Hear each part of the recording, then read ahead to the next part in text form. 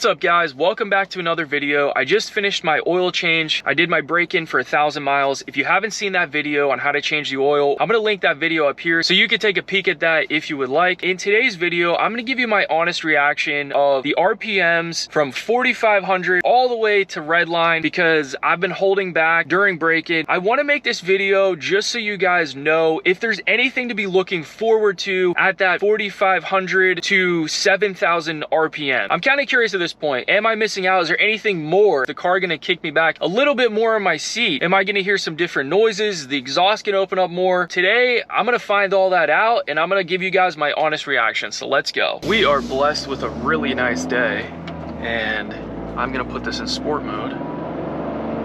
And we have our boost gauge up because the most I've ever seen is 15 pounds so far, so let's go.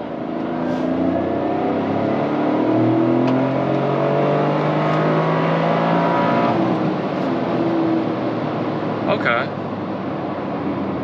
That was a long gear. Wow. Okay, so honest reactions, it feels like it did before. I didn't really look at the boost gauge, but it wound out very long. Okay, we're at 18. Still pulling all the way. Okay. That's cool. It's nothing crazy.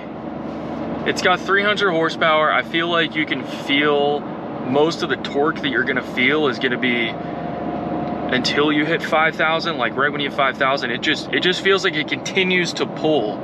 It doesn't feel like anything more crazy. Like the turbo has to be at full spool at like 4,500, I would say at least. See if we can get the second gear. That third gear is really long. All right, here we go.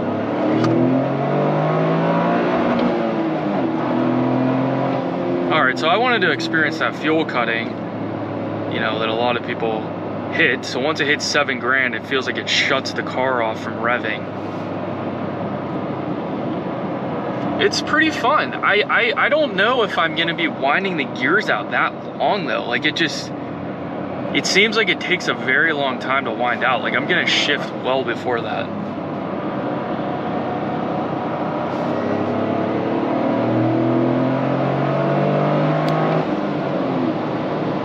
Yeah, I shifted to like 6,500 and that seems like plenty for me. Okay, so that was about, I would say 18, 20 pounds of boost. I'm not exactly sure what these hit, but when I was going to break in, I think I was hitting about 15 to 17 pounds of boost at the most. It definitely feels like, or it sounds like the engine is louder. For sure. It's working harder, so it's gonna be louder. The exhaust sounds like it is louder as well, and it's nothing that's gonna be throwing you back in your seat like crazy. So as far as for me goes, I don't think that before, you know, you should be freaking out like trying to hit 1,000 miles to break it in so that you could wind it out. I know that it says in the break-in manual, and I can put that up on the screen, that you shouldn't be doing hard acceleration. If you're breaking in the car and you're freaking out about revving it out, are you missing out? In my opinion, I don't think so. You know, when you get to that point, you can make that decision for yourself, but if you're breaking in the car, I don't think there's any rush to get there. Unless you're on a track. If you want to get this car to a track, maybe you're buying this car in the springtime or the summer and you want to get to the track immediately, then yeah, I would probably, you know, get your Uber Eats app out, sign up and start delivering food, get those miles maxed on until you hit that 1,000, do the oil change. I'm pretty sure actually in the manual it says 621 miles is the break-in. So some people are gonna go to 1,000 and they're gonna change the oil. Some people are gonna do 621.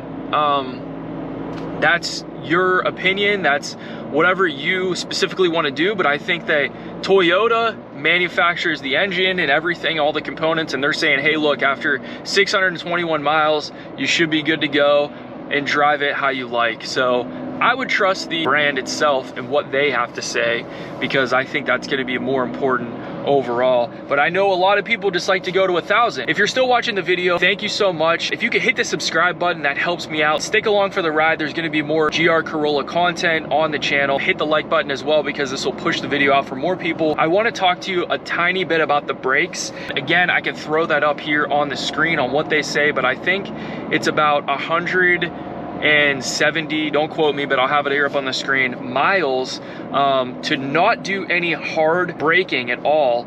Let the brakes just brake normally, and they're gonna bed into the rotors how they should.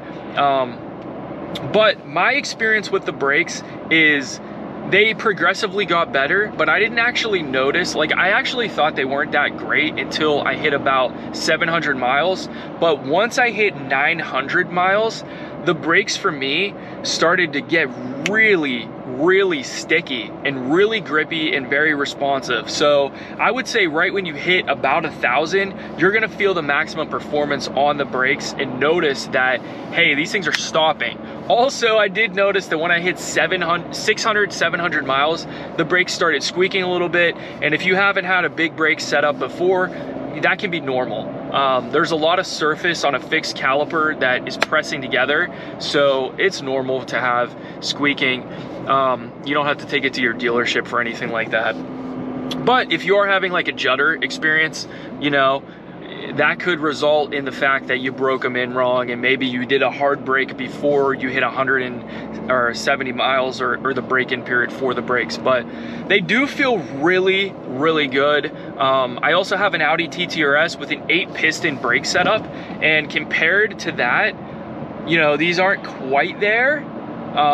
They're maybe like a quarter of what those produce, but these are very good for the car. This car is really light. It doesn't need that much. I also have a 4-piston big brake setup on my GTI that I have, that I actually just put on a Brembo setup, and these really aren't as great as those, but I think I have a little bit of a better pad. So I think if you upgrade the pad on this, you're gonna be where you need to be. I might look into doing that myself. If you're going to the track, I would highly recommend getting a stickier track pad, and I think you'll be set. This car's so light, you're not gonna need anything more than that. But thank you guys for watching this video, and I'm super excited that my break-in is done. I'm psyched about this car. This has been such a good car all the way up until this point, and I really pray that it continues to go that way. But if you're not at your break-in yet, don't sweat it. You're not missing out on too much, but when you get it, make sure you rev those gears all the way out and experience it for yourself. So like and subscribe, and we're gonna see you guys in the next video.